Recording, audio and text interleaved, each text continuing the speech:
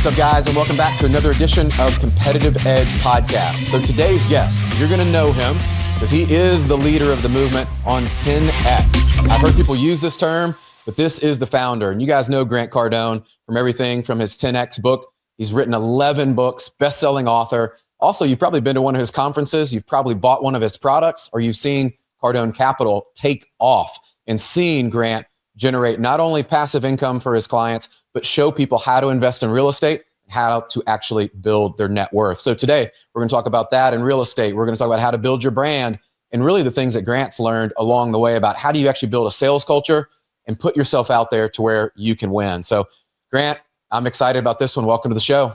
Hey, Brian, thanks for having me, man. Appreciate it. Well, I could have gone on and on. Like, I think people, let's just assume they know who you are. Our audience especially knows who you are. And I know I read your book years ago, the 10X rule. And I would say I've used it in different things. We throw that term around. I mean, I would love to hear from you just what that 10X rule actually means for you now in this stage of your life and people that are listening. Yeah, the 10X rule is really about like orders of magnitude. It's about, the rational analytical mind, the simple version of you wants to solve a problem and just slightly improve life. And while that's analytically and logically, the norm agreement, okay, I'm going to improve things small. I'm going to take baby steps till I get there. The reality is that is actually keeping people smaller than you're capable of. And the 10X rule is to you're trying to 10X, you're trying to get orders of magnitude, leaps and jumps. And the reason that's important is because this is the way a guy like Elon thinks, okay? He does not think about the problem right in front of him. He thinks about using that to catapult him to the next thing. And I've been studying super successful people since I was probably 8 years old, fascinated with successful people just for whatever reason. Yeah. Whether it was an athlete or in finance, like I've always been fascinated by people that had found that little fissure or crack in the universe and exploited it and done something to become superhuman. And these people all seem to be able to leap. They scale something, some idea or concept. You'll hear a lot of people talk about their biggest breakthrough was when they were having their biggest problems. Mm-hmm. And for me, like in 2008, when the economy crashed, I'm sure your real estate investors and brokers remember the global crisis. And that was not a housing crisis. That was a debt crisis, by the way. All real estate problems are always created by debt problems. It's never a housing problem. It's always a debt problem underneath it, which is really important for a real estate agent to know because, hey, this is not a housing problem. It's a debt problem. And in 2008, I had two businesses. They had been crushed under the weight of the 2008 global crisis. And my real estate you couldn't sell any real estate. It would take 3, 4, 5 years to sell a piece of real estate. Nobody wanted to exchange any real estate. And I was trying to figure out what I'd done wrong. Like I was looking at my problem. What did I do wrong here? And I looked at all the mistakes I made, the people I didn't call on. But at the end of the day, I realized the problem that I had made was my business was too small. And when you have contractions, the first thing that gets cut down is the small business. Yeah. And I was listening to CNBC. That was the time when the term too big to fail became like a worldwide term. Oh, yeah. Too big to fail, too big to fail, too big to fail, too big to fail, too big to fail. And I'm like, shit, man. I'm too small to succeed. I'm basically crumbs. I'm what happens in the middle-class family. They just, the kids in the back seat are eating cookies and stuff is dropping on the floor and it just gets vacuumed out later. And that's how I felt as a human being. And that was in 2010, actually, when I had that realization. I wrote the 10X rule and I had at that time 260 apartments in Oceanside, California. Today we have 15,000 units. We had 3 employees. I have 1,500 now. I had $50 million worth of debt back then. Today we have $2.2 billion. I had one business that was barely making it. Now we have 10 and they're all successful. And I'm not saying that to brag. I'm saying that because when people actually skip and quit doing the incremental growth and start figuring out how to not have, let's say you had 100 clients, next year you'd be like, I'm going to have 1,000. Mm-hmm. The reason that's important is because when you go from 100 to 103 or 104, the increments, you just try to add 10. Analytically, it's interesting, but it doesn't change anything. Yeah. Going from adding 10 does not change your life, so you'll give up on it. You know, dropping 2 pounds is not going to make a significant amount of difference in your face. Yeah. Enough to where you're going to be like, dude, I want more of this. Like, you have to have significant change in order to actually stick with the change. And that's what the 10X rule is. Yeah, I love that. Let's expand on that some, because I think for some of our real estate agents out there, you got mortgage professionals that listen to this and all, they're going, okay, Grant, like, sounds great. Going from 100 to 1,000, you're all about the sales. I mean, I get the emails, I get the messages, like, you guys are hustling. You can't go somewhere without seeing you and your team. And so what's a transferable piece for somebody listening? If they're in mortgage or real estate right now, they're saying the market's slow, rates are high, all these things. How can they go out there, you think, and 10X their client base and make sure that they're grabbing market share today? Well, I'll give you one piece it's a bit controversial. I have been condemned for it. I have more than my fair share of haters because of this. But I would suggest to everybody that while you're great at relationships and you spend a lifetime and a career developing your relationships, I would encourage everybody in 2025 to be more transaction focused. See, because if you're great at relationships and you never transact, I really wonder about how good of a relationship you're actually having. Mm-hmm. And I'm a transaction person. I make it obvious to everybody. Like, if I meet you in a sales situation, I was in New York City 4 days ago with Cantor Fitzgerald. Yeah. They're multi-$100 billion. They own Newmark properties. They probably list as much commercial real estate as any other group on planet Earth. I walked in, there's a meeting. There's 12 guys from Wall Street, all big hitters. These are freaking some of the smartest people in Wall Street. I walked in, I said, guys, I just want to let my intentions clear. I want you guys to clearly know why I'm here. I want to do a deal, ink a deal while I'm here today. That was my opening line. It wasn't good morning, how you doing, what's up? Okay, like, oh, beautiful place. It was like, just want to get my intentions out of the way so everybody knows why I'm here. Because they were sitting there starting to tell me about all their departments and their offices and this and that, and we're shooting the shit, and oh my God, it's cold, there's snow on the ground, all this stuff that has nothing to do with anything that makes my life any better. And I said, before we do all that, guys, I just want to make my intentions clear. I want to ink a deal before I leave here today. That's how I started the meeting. Well, that changes everybody in the room. Mm-hmm. Imagine I'm showing a house, I'm doing an open house, and this is a kind of exaggerated situation, but somebody walks in and said, hey, welcome. It's Sunday afternoon. I'm doing an open house. Welcome. Great to have you here. Hey, my intention, I just want to share with you my intention. Number one is to show you this great house I have here. But my bigger intention, if this house doesn't work, is to make sure that you're a client in the future. I just want I want to get that piece out of the way and let people know that I don't have a problem doing a transaction. And I think a lot of real estate agents have a problem thinking that transactions are bad or something. Like, yeah, I've seen you guys over the last decades take salesperson off your business cards. You call yourself everything but a salesperson, an agent, a broker, a consultant. Like, what are you hiding behind? Until you get me a house, until we transact, you really don't have a relationship. You have half of a relationship where you're serving me, but until you let me serve you back, I haven't completed the relationship where the broker becomes responsible for me getting the house that I wanted, or the house that me and my family can make money on.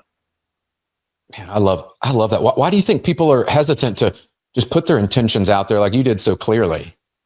I think a lot of people have problems with money and success and self-esteem.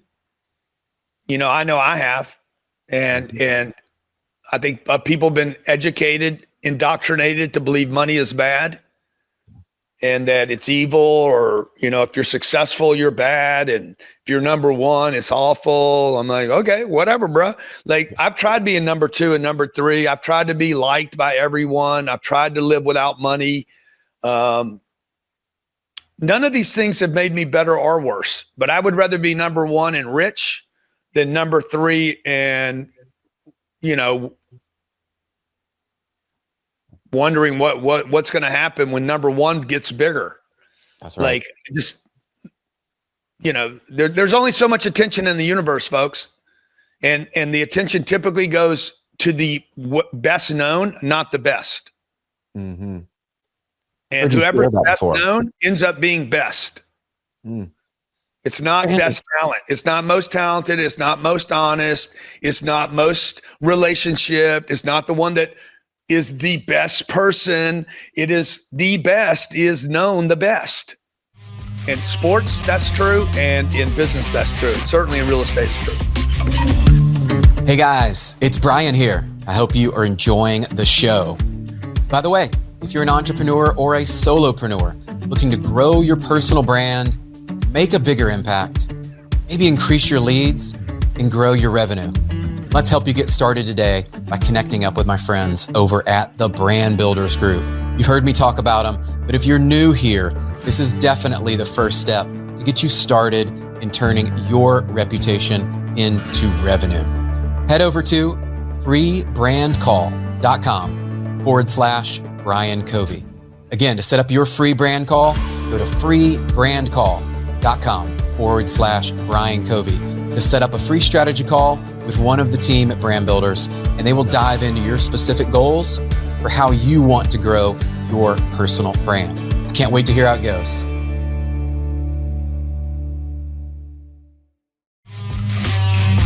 You shared that years ago, Grant. I actually took that back to our sales team and adopted it, and it was a shift for me, right? Because I always thought in mortgage, like, I just need to know the programs, I need to know the guidelines, and have the best rate. Like, I'm getting all these pieces. And then you shared that, and I would say it actually flipped my lid over. I'm going, well, I'm not the most known. I don't have the most exposure out in the marketplace. And I started to go out, and that's when I started doing videos and putting stuff on social. Didn't even know what the heck I was doing. I was just like, I just know Grant said you got to show up. I need to be visible. For people in mortgage and real estate, I know our audience, what are some of the trends you're seeing right now? Because you show up, and I see you everywhere, and you're in multiple verticals, multiple businesses. If you're in that real estate and mortgage segment, how can they show up and stand out and make sure that they're being the best known?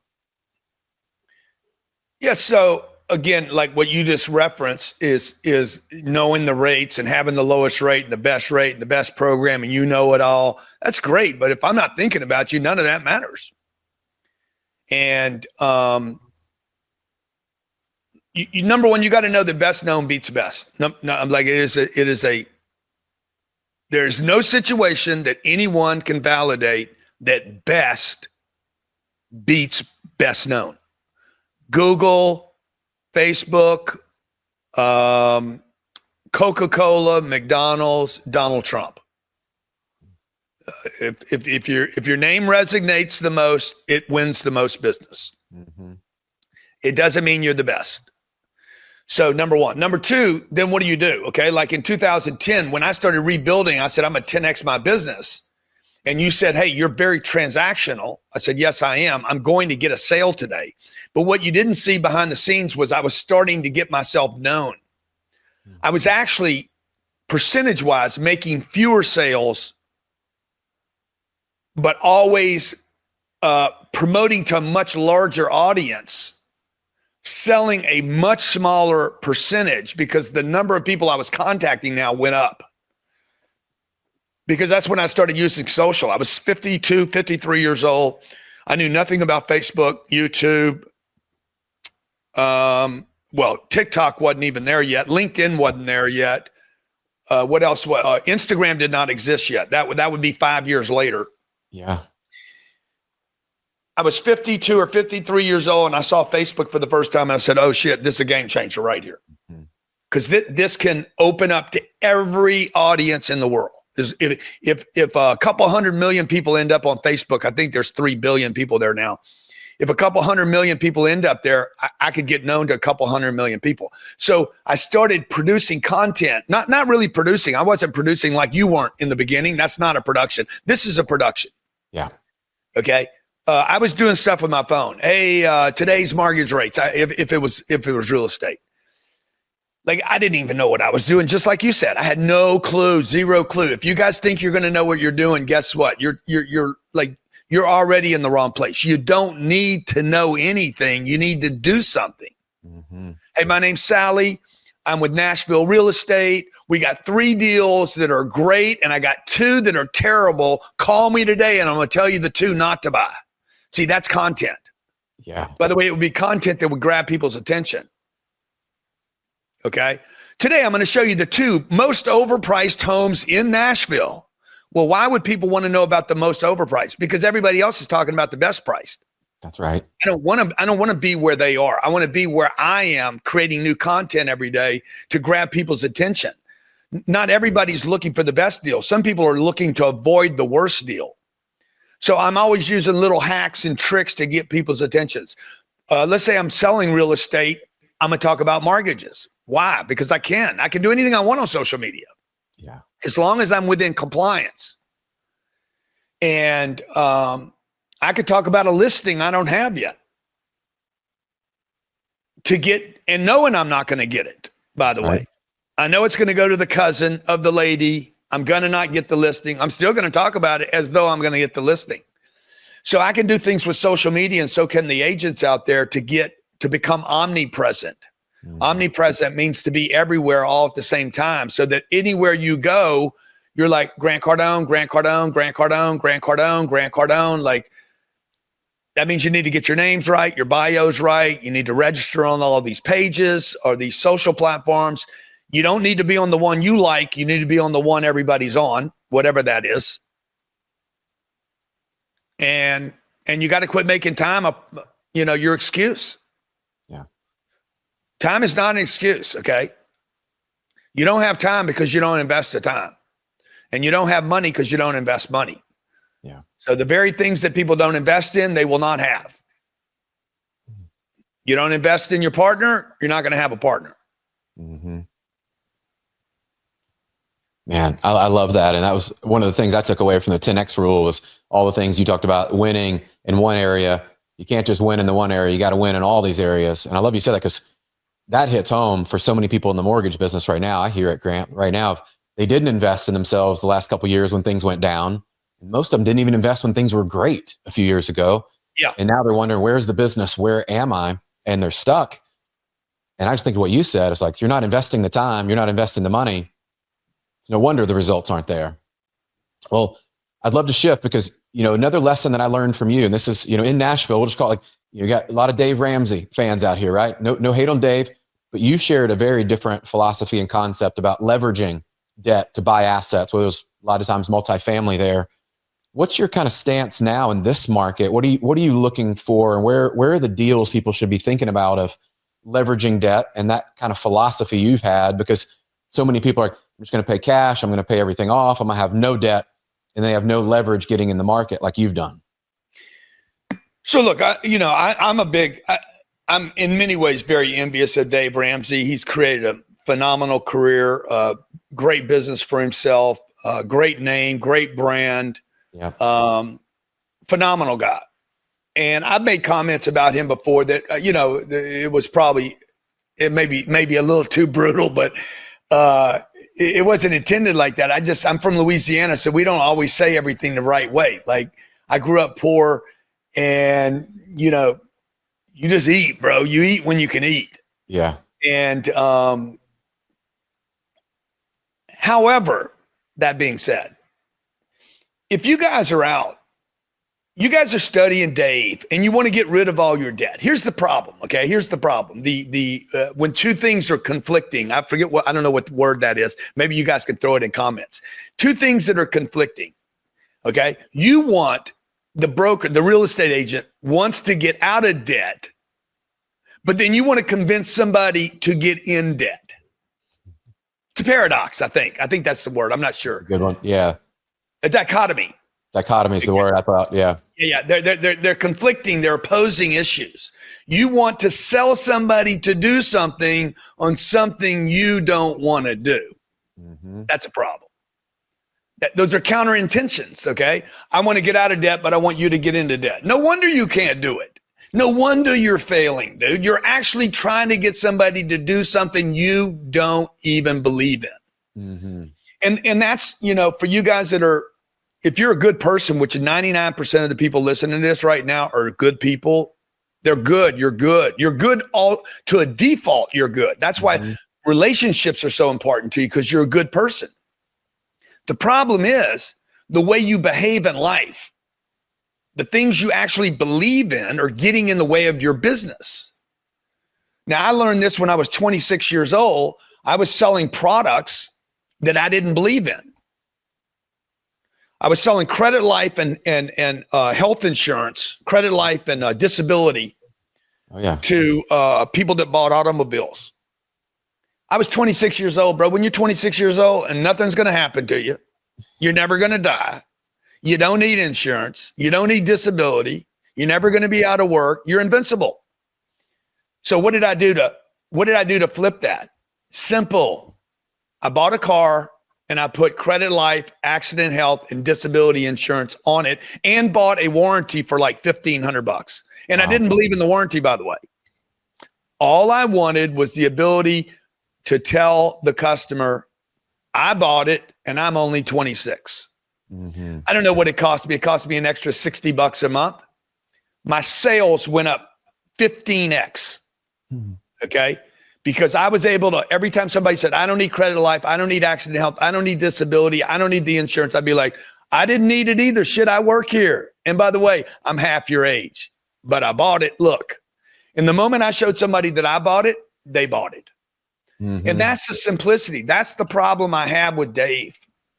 Okay. Dave is trying to convince people to get out of debt. He built a career, folks. Like, you got to understand, I've written 11 books. Okay. The first book I wrote was Sell or Be Sold. And I said, selling is the most important thing. If you ask me that question today, 15 years later, and said, hey, do you still believe selling is the most important thing? No, I don't. That's what I wrote in that book 15 years ago. I believed it because I didn't know how to market myself. Today, I would take Sell or Be Sold and throw it in the trash. Okay. You could literally, and by the way, that's an award-winning book, sold millions of copies. Yeah. But if you knew how to market correctly, you would never even have to bother knowing how to sell. Put them together. Don't throw the book away. I'm tongue in cheek. Don't throw Sell or Be Sold away. Learn how to market. That should be the most important thing that people do. Market first, sell second. Mm-hmm. If you have a big enough funnel and a big enough reach, you won't have to actually sell. People will buy. But when you're selling real estate and the interest rates are 7.5%, folks, you're going to have to know how to close. So period. Like, you're going to have to know how to close, because the payment's going to be $1,500 a month higher than they thought it was. And that's where the professional comes in and puts his sales, his marketing, and his closing skills together. Mm-hmm. So yeah, I would tell everybody, dude, if you want to sell more debt, get in debt. You know, you want more people to go to your church? Go to church. Yeah.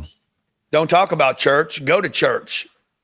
You want your kids to not drink and not smoke and not do drugs? Don't smoke, drink, and do drugs. Don't talk about it every day. Don't hammer them with it. Be the thing that you want people to do. Mm-hmm. You want to be in good health? Good. Don't talk about it. Work out every day. That's right. And so that's all. People aren't lined up. You sell the way you buy. Okay. This is a game changer for anybody who's listening. You sell the way you buy. If you add time, so does your customer. If you have to talk to your wife before you make a decision, like in our household, my wife and I don't have to talk to each other to make decisions. She's allowed to go buy something without calling me. I'm allowed to buy anything I want without calling her. Because if I add time, I got to call my wife, then you can use that on me and I'm going to agree with it. Yeah, that's right. But nobody can use that on me anymore. I bought a damn $75 million plane without calling my wife. And I brought it home to her and said, look what I did. And she's like, oh my God, let's go for a ride. Yeah. I've never heard that shared that way, but as you're sharing it, literally, Grant, I'm thinking that is exactly true. You know, in these sales processes, we often find that. And I remember a few years ago, we were talking about that, and we went and invested, you know, more in some single family and some apartments because of you. And I thought, if I'm going to talk about it and tell people this is what they should go do it. Yeah, I should go do it. And I made some mistakes, and I always share that with people. I made a few mistakes, but I learned I won't make those mistakes again. And the more I've been in the game, it's like I learn from guys like you, and then I go practice it. And that is the best way. And I've shared that with our team and our real estate partners. If you're trying to help people buy second homes or investment properties, especially right now, and you're not involved in that game, it's really difficult to transfer it. I remember I was in Los Angeles and this lady was telling me how good a deal it was. But she said the same thing on every house that we looked at. Oh my God, it's such a good deal. It's such a good deal. I'm like, if it's such a good deal, why don't you buy it? That's right. Why don't you own any real estate, by the way? Oh, you own one house. You bought one house 10 years ago. I mean, this is what I see in most real estate agents. If your audience doesn't mind me offending them with the truth. You guys work part-time. You don't know your market. I know more about the market than you do. MLS made you weak because you had it for 20 years. I couldn't get access. And then Google came along and it destroyed you because now I have access. I used to tell people, hey, just give me the MLS. I'll call you. I just want the data. I wanted to use the data so that I could call you about the house I wanted to see. Oh, no, I can't give it to you. I'm like, dude, that's crazy. You're operating out of scarcity. And so you're underpaid. Okay. Like it would be very easy. Brandon Williams was starting in LA. This is 2000, probably 6. He's like, Grant, any advice you have for me to be a real estate agent in LA? He was starting in LA. It's a big market to start in. Yeah, I said, study the top 2 people and compete with no one else. Compete with no one except the top 2 people. You do whatever they're doing. Go where they go, talk the way they talk, dress the way they dress, listen to what they say, and listen to no one else. He's the top broker in all of LA County today. Wow. And you think about that, and we've had all these real estate shows that'll glamorize, you know, we might think it's that easy, but the hustle and what they're doing behind the scenes. And I love you share that because that's how I learned. I remember just following the top person in the office. I'm like, if they can do it, I just want to know what they're doing. How are they doing? And you know, on that, you know, I know it's very popular right now to get a TV show and think that that's going to make you a great real estate agent. I would not try to get a real estate. I would not try to get the TV show. You're going to be spending your time doing TV, producing TV for the TV network, and they're going to make a bunch of money and you're going to make nothing. It's actually going to hurt your career.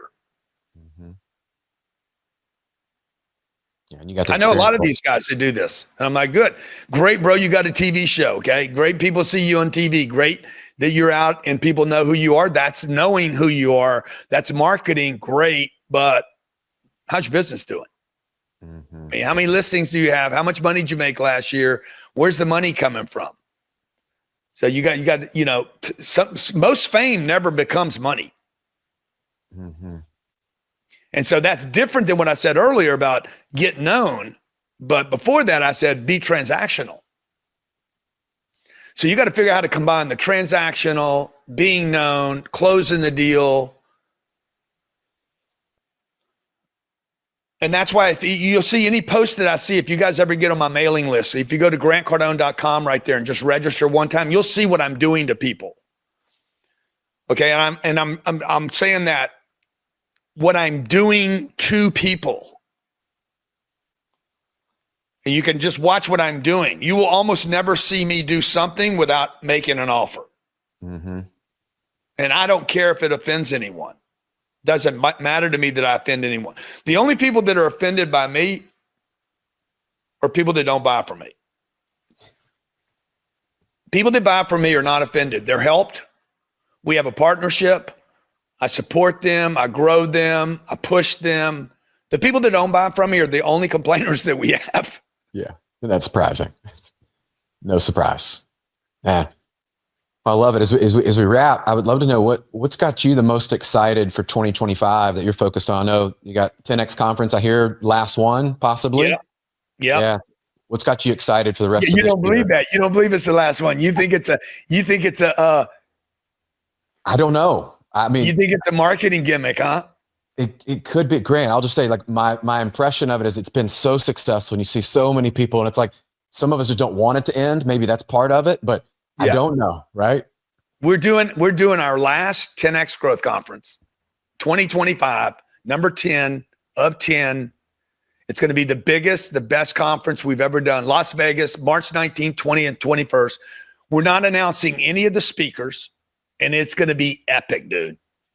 We got seats from $1,000 all the way to $30,000. I'm telling you, it's going to be the best single business conference we've ever done, and we've already done 9 that even my competition says, bro, you are the man.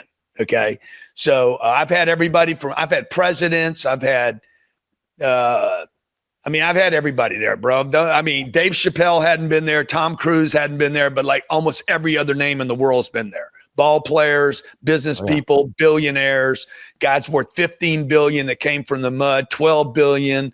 Like it's 3 days of great networking, super, super qualified people, tremendous entertainment, and great educational material. You don't know whether you're at a real estate conference, a business conference, a wealth conference, or a concert.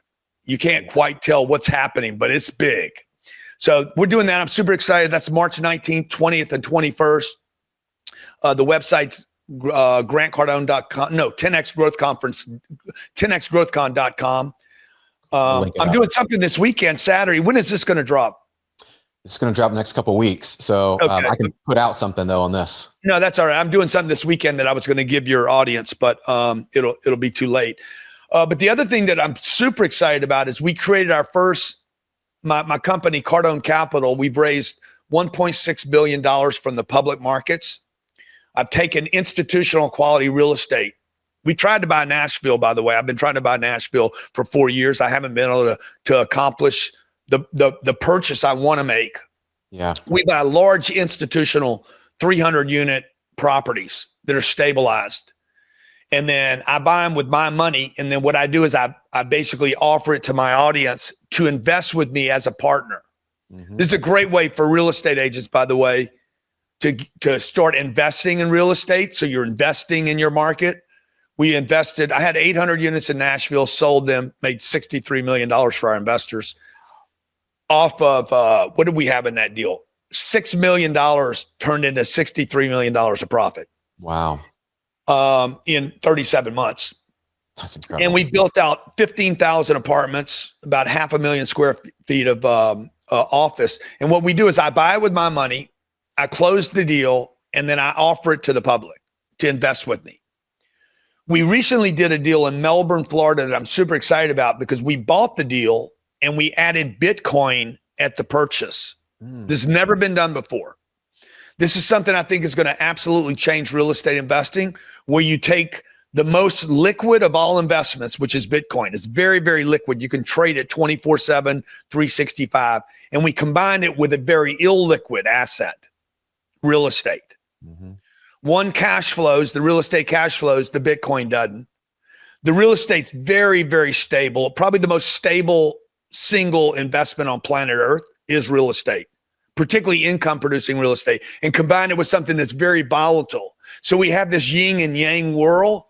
One, very stable, it appreciates over long periods of time, real estate, and this one that goes up and down, violent. And we put them together for the first real estate Bitcoin fund. And we'll take a deal that I just bought next to where Elon Musk on the Space Coast is launching rockets in Melbourne, Florida. Yeah. It would normally do like a 6%, 7%, maybe 10% annualized. And it could go to as high as 50% a year with the Bitcoin. With Bitcoin. Wow. Yeah, that's the first deal I've heard of that's been put together like that. That's impressive. We'll link that. Yeah, that's crazy. We opened it about 3 weeks ago. It's almost completely filled. Wow. And we're going to bring 10 more to market. And we're working with a group in New York to take the 10 real estate Bitcoin deals. You're basically getting early information here. You know, the beautiful thing about real estate is you can get what's called insider trading information. You can't do this with stocks. You can do it with real estate. We're going to take these 10 deals and put them together and go public with them. Oh, wow. So I'm giving you insider information right now. People can get ahead on this one, you know, get in the game. And I love you said that, because for people waiting for that perfect deal, they don't want to do one by themselves. What a great opportunity. Yeah, it is. Awesome. So it's cash flow producing real estate right now. Again, we've been shopping Nashville. I've been trying to buy your market, Tennessee, for some time, but the market's not quite right for us. We have to buy below replacement cost for this formula to work. And this deal that I bought in Melbourne was $15 million under replacement cost. Brand new asset, 300 units, beautiful, already stabilized, cash flow productive. Closed it last month. We'll get our first check this month from it, about 300 grand. We use no debt right now. So contrary to what I said about debt earlier, I'm not using debt right now. I'm paying cash, but we'll go get debt when rates come down and return that money to the investors. And that's a non-taxable event. So we're doing some super, super cool stuff at Cardone Capital. Yeah, that's really cool. I love learning about this stuff. And I'd linked up with Ryan before. We had him on. And so we'll make sure to share that out there. This has been awesome, Grant. This is like one of those classes. I can't wait to share this with people, because I think this is what people need to hear. They need to be listening to this and make sure they're implementing some of the things you shared, where, you know, if they're thinking they're having a rough year, it started off bad, the market, whatever. What a great way. Well, what have I not asked you that I should have, that maybe is on your mind? Let me ask you a question that I have to ask. What was the mistake you made when you went and bought that deal? You mentioned that earlier. So there was one in Nashville that I ended up selling early, and it was in 2015. And I sold it because I thought I would put down more on the next deal, because that was in my head of like less debt, you know, get to a certain payment. And I look back and I could have done both. So that was one of them. Yeah. And, you know, Grant, I mean, since then that property has almost tripled in value. Yeah. And I look and go, I didn't have the belief that it would go up. I didn't have the belief that I needed both. You know, it was one of those, just, I had this, like you said, this dichotomy of, I don't want a lot of debt. I don't want to deal with renters. And I look back on it now, the thing would have been paid for. It'd have been cash flowing probably $5 or $6 grand a month. And so, yeah, that was my, when I say like that mistake, you know, it was a big one. It was a good lesson. Yeah. I did a deal, my first 48 unit deal. I bought it, made $5 million on it, $4.8 million or something, sold it. And today, you know, it's worth, I mean, it's 25 years now. So I don't, 30 million. I didn't need to sell it. To your point, I went from 0 deals to 1 deal, sold it, went back to 0 deals, and had to add another one anyway. Like, I could have kept it. I could have borrowed against it. Yes. Pulled the money out, bought a second deal, and multiplied. So that goes back to the 10X rule. Don't do 0 to 1, back to 1. Like, make money. All you're doing is benefiting the federal government, by the way, which will never benefit the citizen, as we're seeing with Doge. Yeah. Big wins there. So yeah, that was my lesson. And, you know, had I implemented that later, and I'll say since then we've gotten more aggressive, and to your point, like, I'm going to think much bigger. And so it's making up for it. But that time in the market, I've shared with people, you know, if I was in it, it'd be almost 10 years this year, I would have had that asset, and what I could be doing with that would be a lot more. Yeah. A lot more. Hey, Grant, thank you for your time, man. This has been awesome. I know we could jam more, but thank you for all you're doing. Yeah, but let's do it again. I appreciate you, man. I appreciate you reaching out to us, and anything I can do to help you or your audience. I hope everybody makes 2025 the best year they've ever had. There's going to be a lot of challenges. I mean, the last thing I would say is that Trump's a pro real estate guy. He's pro lower interest rates. I think he's going to try to bring out either big tax incentives, or he's going to extend the accelerated depreciation. So this is a great time. a great president and administration that is pro real estate, pro investment, pro business for you guys to get really, really good at your game this year. Real estate's not going away. It's been around thousands of years. It always goes through its, peaks and troughs and its problems. But if you look at single family homes in America, they just keep doing this. That's right. And as much as you guys hear me trash, don't own a home, don't own a home, don't own a home. I never said don't sell one. In fact, go sell 100 this year. Okay. Yeah. Love it. Love it. Well, Grant, appreciate you. Thank guys, you. Great episode. Make sure you review back, leave us a review, like, subscribe, all those things, and let us know what has stuck out to you the most about what Grant shared today. We'll have links in there about everything from Cardone Capital to the 10X Growth Conference and all of that stuff. But my always call to action is go do something. As a result of today, you've heard something, you were prompted by something, you got to take action. The quicker you do that, the quicker you're moving towards success and that next level in your life. Okay, guys, until the next episode, go out there and do something great. See ya.